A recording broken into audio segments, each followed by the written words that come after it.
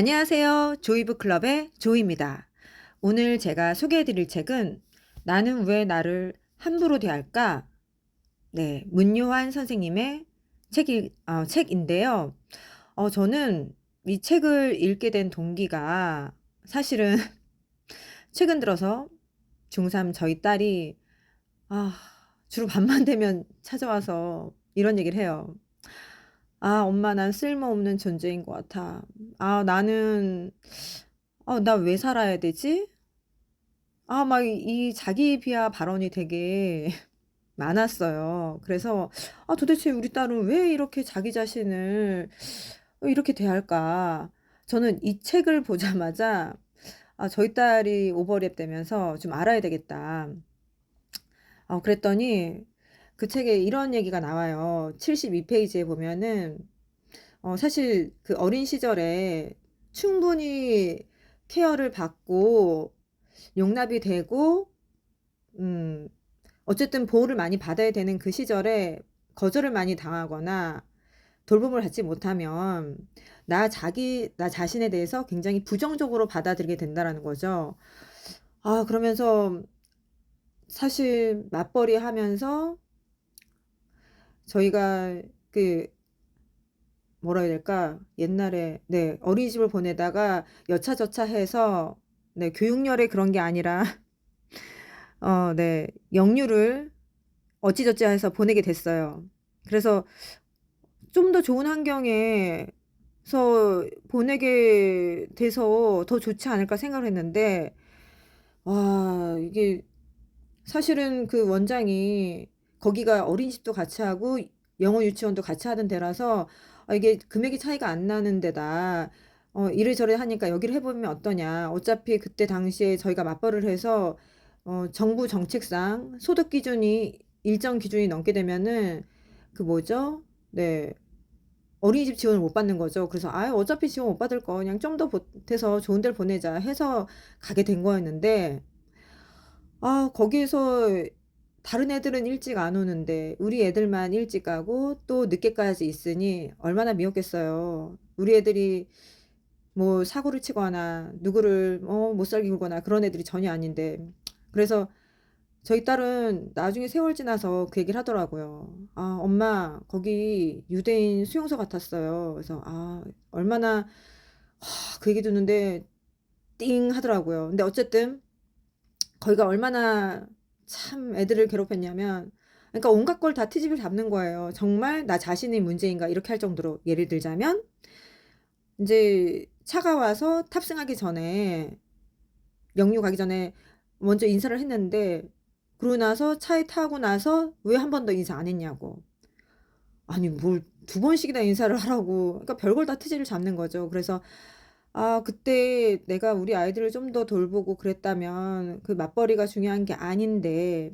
그래서 이 마음의 상처들이 지금도 아직 다 떨어지지 않아서 공부하느라 지치고 힘들면 다른 애들이 너무 앞서가는 것 같고 나는 그렇지 못할 때 이렇게 다가올 수 있겠구나 라는 생각이 많이 들더라고요. 그래서 겉에 드러나는 말과 행동만 내가 너무 볼 게 아니라 네, 그 이면의 것을 좀 더 보게 되는 계기가 된 책이 바로 나는 왜 나를 함부로 대할까? 이 책이었습니다. 그래서 이 책에서는 그런 얘기가 나와요. 내가 지금 무엇 때문에 많이 힘들고 아파한다면, 그거는 너의 과거에 뭔가 상처가 있기 때문이야. 원인은 과거에 있어. 네, 그 주장이 바로 프로이드죠. 그런가 하면, 미래를 바꿀 수 있는 건 바로 지금이야. 과거는 바꿀 수 없잖아. 네가 지금 현재 어떻게 하느냐에 따라서 달라지는 거야. 너의 자유의지가 중요해 한, 네, 아들러. 책에서는 그래서 둘 다 중요하다.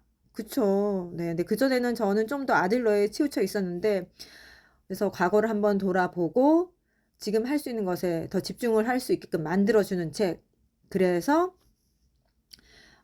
나 자신을 좀 더 돌보고 거울을 보면서 나 자신에게 웃어주면서 안녕 할 수 있고, 그리고 뭔가 힘든 일이 닥쳤을 때, 좌절했을 때 괜찮아. 나를 스스로 다독일 수 있게끔 만들어주는 훈련. 네, 이 책을 보시면 그게 가능해집니다.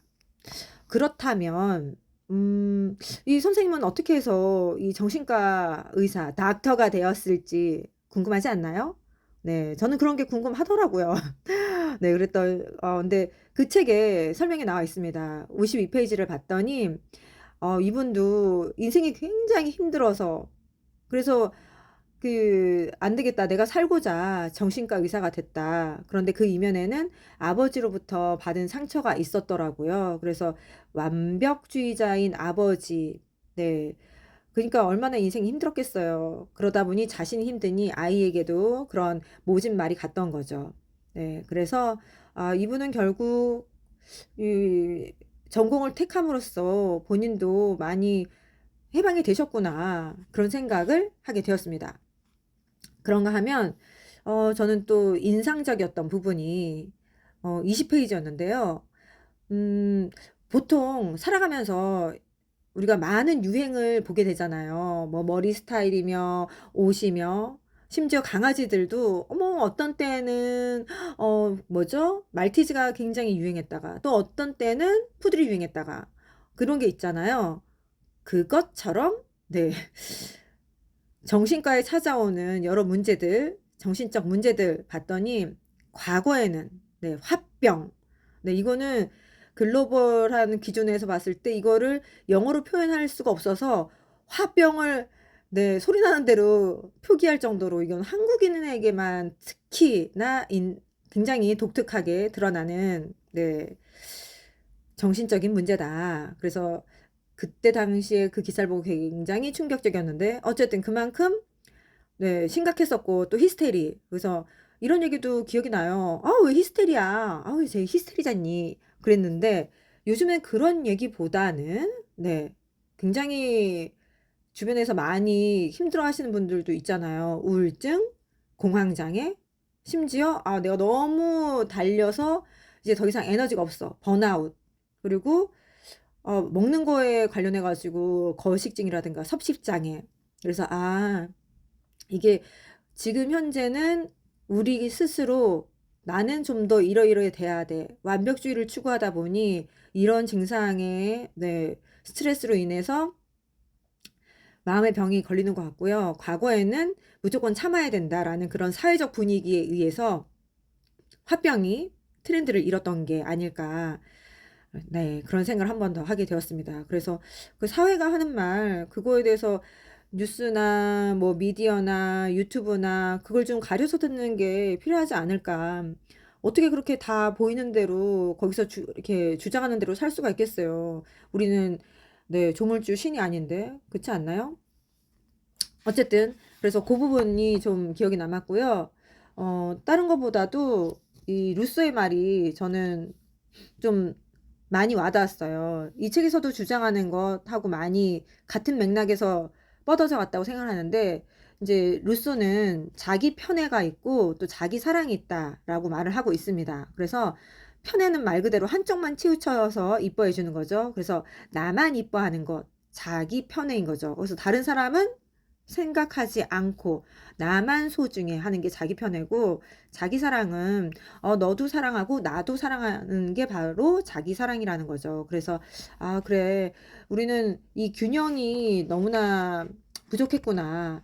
나를 사랑해도 되는데 그게 다른 사람이 잘 된 것처럼 그래 뭐 홍길동 길동아 너도 잘 되라 자기 자신에게 말할 수 있는데 그렇게 얘기하면 뭔가 이기적인 사람처럼 보여진다라는 것.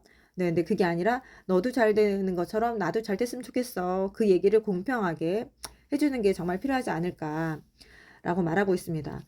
그러면서 이게 정말 나에게 힘이 되는 위로가 어떤 게 있고 또 이게 내가 고생했으니까 뭔가 해줘야지 하는 일시적인 위로가 있는데 저는 그 진짜 위로에서 여러 가지 예시가 나와 있어요.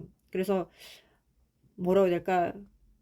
명상을 한다거나 아니면 산책을 한다거나 뜨개질을 한다거나 요렇게 해주는 게 사실은 그게 진짜 자기 자신이 충전되는 휴식이다, 위로가 되는 것이다. 얘기하고 있거든요. 근데 이 제가 별 5을 주기가 좀 애매한 게 이게 너무 빠지게 되면은 명상 네 요런 게 불교 요런 게 빠지게 될까 봐. 그래서 요거는 균형감을 가지면서 내가 취사 선택해서 하는 게 참 좋겠다. 네, 그 생각을 했습니다. 그래서 명상보다는 묵상을 하자라는 게 네, 저의 하나의 꼭지였고요. 그런가 하면은 그 저자분의 아버님이 그랬다 그랬잖아요. 굉장히 완벽주의여서 항상 이분은 나의 그 존재 그 자체로는 이게 누군가에게 기쁨이 될까? 그렇진 않을 것 같아. 뭔가를 해야지만 그게 가능할 것 같아 했었는데 그게 딱 깨졌던 때가 본인의 아이를 키우면서라고 얘기를 하고 있거든요. 그래서 근데 그건 진짜 그런 것 같아요. 이제 부모가 되기 전까지는 와, 이게 정말 엄마 아빠가 날 사랑할까? 이제 의심을 품으면서 네, 좀 살아갈 때가 있잖아요. 그런데 아, 아이를 낳고 키우다 보면 그냥 그 아이 존재만으로 얘가 나한테 뭘 돈을 벌어다 주겠어요. 갓난아기가 아니면 대신 회사에 가서 뭐 일을 해가지고 오겠어요. 뭐 논문을 써주겠어요. 그게 아닌데 그냥 그 존재 자체로 너무 귀하고 이쁜 거죠. 그래서 그 경험을 이제 여기 저자분도 쓰고 있습니다. 근데 그 비슷한 맥락이 저는 저희 강아지 키우면서 그런 생각이 들더라고요. 그래서 심지어 저희 딸이 엄마는 나보다 강아지가 더 좋지 이런 얘기를 하는데 이게 말도 안 되는 얘기인데 그렇지 않나요? 어쨌든 그래서 근데 우리가 강아지를 키울 때 많은 애견 가족들, 네, 반려견 가족들은 아실 거예요. 강아지가 나를 위해서 돈을 벌어주지도 않고 밥을 해주지도 않지만 그냥 그 존재 자체로 너무 이쁜 것, 네. 오히려 내가 돌봐줘야 되는 대상이긴 하지만, 네. 그래서 이 우리 모두는 사실 존재 그 자체만으로 굉장히 반짝반짝 빛나는 존재 아닐까. 그런 존재가 맞다라는 생각을 하는 책이었습니다. 네, 그래서 나 자신에 대해서 한없이 미워지거나 나는 왜 이렇게 인생이 힘들까? 날 좀 더 돌보고 싶다. 그런 마음이 불끈불끈 생길 때 바로 이 책을 펼쳐보시고 여기에 있는 그 질문지들을 스스로에게 해보시면 굉장히 많은 도움이 될 것 같습니다. 네. 지금까지 도서출판 해냄에서 나온 나는 왜 나를 함부로 대할까를 살펴보았는데요. 도움이 되셨는지 모르겠네요. 네, 그렇다면 책이 궁금할 땐 클럽으로 오세요. 조이북 클럽.